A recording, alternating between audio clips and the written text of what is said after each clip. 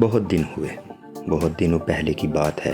ایک لمبا چوڑا قافلہ ریگستان سے گزرتا چلا جا رہا تھا۔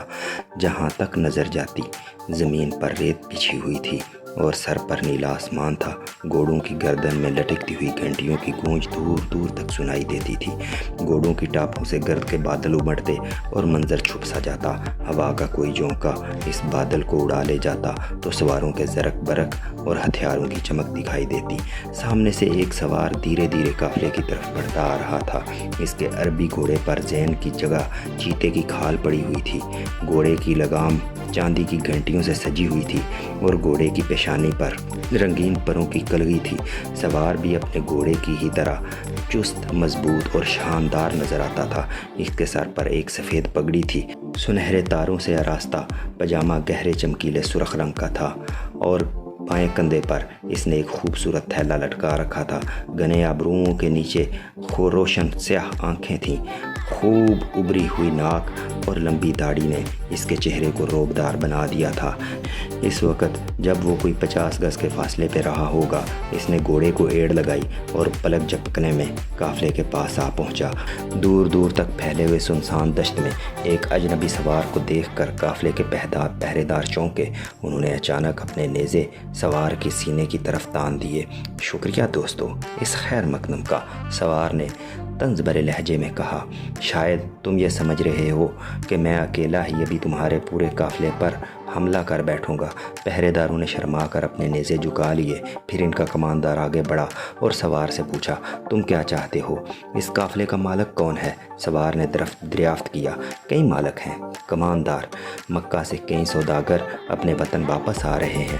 کبھی کبھی اس ریگستان میں لٹیرے قافلوں کو لوٹ لیتے ہیں، اس لیے ہم ان کی حفاظت کر رہے ہیں۔ مجھے ان سوداگروں کے پاس لے چلو، سوار نے کہا۔ ابھی تو یہ ممکن نہیں، کماندار نے جواب دیا۔ وہ لوگ ابھی بہت پیچھے ہیں اور ہم یہاں رک کر ان کا انتظار نہیں کر سکتے، لیکن تم چاہو تو ہمارے ساتھ چلو۔ سپہر کو جب ہمارا قافلہ پڑاؤ ڈالے گا تو تمہاری خواہش پوری کر دی جائے گی۔ سوار نے کوئی جواب نہیں دیا اور چپ چاپ کماندار کے ساتھ ہو لیا۔ کماندار کچھ گھبرایا ہوا تھا کہ اس سوار سے اس کا نام اور ملاقات کا مقصد پوچھنے کی ہمت بھی نہ ہوئی۔ اس نے سوار سے اگر کوئی بات کرنی بھی چاہی تو سوار نے اسے بس ہوں ہاں میں کر کے ٹال دیا۔ آخرکار وہ اس مقام پر جا پہنچے جہاں قافلے کو رات گزارنی تھی۔ کماندار نے پہرے داروں کو چوکنا رہنے کی ہدایت کی اور سوار کے ساتھ قافلے والوں کا انتظار کرنے لگا۔ سب سے آگے 30 اونٹوں کی ٹکڑی آئی، جن کے کجاوے پر بھاری گٹھڑ لدے ہوئے تھے اور ہتھیار بند سپاہی ان کی حفاظت پر مامور تھے۔ اونٹوں کے پیچھے خوبصورت گھوڑوں پر قافلے کے مالک یعنی 5 سوداگر تھے۔ ان میں 4 سن رسیدہ اور سنجیدہ دکھائی دیتے تھے۔ 5واں نسبتاً کم عمر تھا اور صورتاً شوقین مزاج نظر آتا تھا۔ 5 سوداگروں کے پیچھے بھی بار بردار اونٹوں اور خچروں کی لمبی قطار تھی۔ خیمے گاڑ دیے گئے۔ اونٹوں اور خچروں کی پیٹھ سے سامان اتار کر انہیں سستانے کے لیے کھلا چھوڑ دیا گیا۔ بیچوں بیچ نیلے ریشمی کپڑے کا ایک بڑا خیمہ نصب کر دیا گیا۔ کماندار نے سوار سے اسی خیمے کی طرف چلنے کی درخواست کی۔ دونوں آگے بڑھے۔ کماندار نے خیمے کا پردہ اٹھایا اور دونوں اندر چلے گئے۔ وہاں 5 سوداگر سنہری گدے دار کرسیوں پر بیٹھے تھے۔ حبشی غلام ان کے سامنے کھانے پینے کی چیزیں پیش کرنے میں مصروف تھے۔ یہ تم کسے لے آئے ہو؟ نسبتاً کم عمر سوداگر نے کماندار سے تحکمانہ لہجے میں دریافت کیا۔ اس سے پہلے کماندار جواب دیتا، سوار نے خود ہی بولنا شروع کر دیا۔ میرا نام سلیم ہے اور میں قاہرہ کا رہنے والا ہوں۔ مکہ سے واپسی کے سفر میں لٹیروں کی ایک ٹولی نے مجھے قید کر لیا تھا۔ بڑی مشکلوں سے میں 3 دن پہلے ان کو چکمہ دے کر وہاں سے نکلنے میں کامیاب ہو چکا ہوں۔ خدا کا شکر ہے، اس قافلے کی گھنٹیوں کی گونج سن کر جان میں جان آئی۔ میری درخواست صرف یہ ہے کہ مجھے آپ لوگ اپنے ساتھ سفر کرنے کی اجازت دے دیں۔ میں آپ کی ہمدردی کا مستحق ہوں۔ قاہرہ پہنچ کر میں آپ لوگوں کی اس محبت کا اعتراف کے طور پر آپ کی خدمت میں نذرانہ بھی پیش کروں گا۔ قاہرہ کے وزیر اعظم میرے ماموں ہیں۔ سب سے بوڑھے سوداگر نے غور سے سنا، پھر اس کی طرف دیکھتے ہوئے کہا، ٹھیک ہے، ہم تمہیں اپنے ساتھ لے چلیں گے۔ اب آؤ بیٹھو اور ہمارے ساتھ کھاؤ پیو۔ سوار بیٹھ گیا اور ان کے ساتھ خورد و نوش میں شریک ہو گیا۔ دسترخوان قسم قسم کے لذیذ کھانوں سے بھرا پڑا تھا۔ اس نے خوب سیر ہو کر کھایا۔ سب کھانے سے فارغ ہو چکے تو حبشی غلاموں نے دسترخوان سمیٹ کے خوشبودار تمباکو کے تازہ دم حقے اور ترکی مشروبات کی سراہیاں سامنے سجا دیں۔ کچھ دیر پانچوں سوداگر اور یہ اجنبی سوار چپ چاپ ایک دوسرے سے بے نیاز حقے کے کش لیتے رہے۔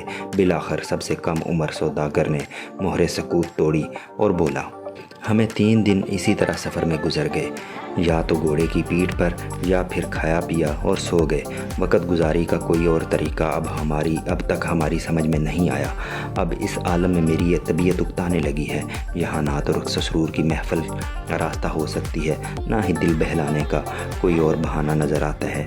آپ لوگ ذرا غور کیجئے، وقت گزارنے کی کوئی اور صورت آپ کے ذہن میں ہے؟ چاروں بوڑھے سوداگر تو یہ سن کر خاموش رہے اور بیٹھے اسی طرح لاپرواہی سے حقے کے کش لیتے رہے۔ لیکن سوار نے ایک تجویز پیش کی۔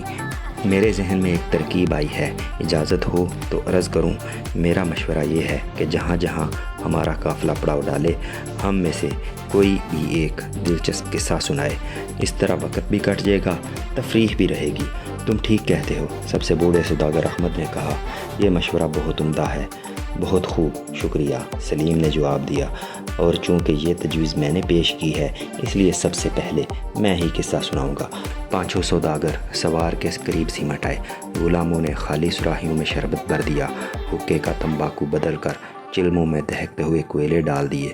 سلیم نے شربت کے 2-3 بڑے بڑے گھونٹ لیے اور اپنی داڑھی پر ہاتھ پھیر کر کہا، اچھا تو سنو، ایک عجیب و غریب واردات۔ یہ قصہ سارس بادشاہ کا ہے۔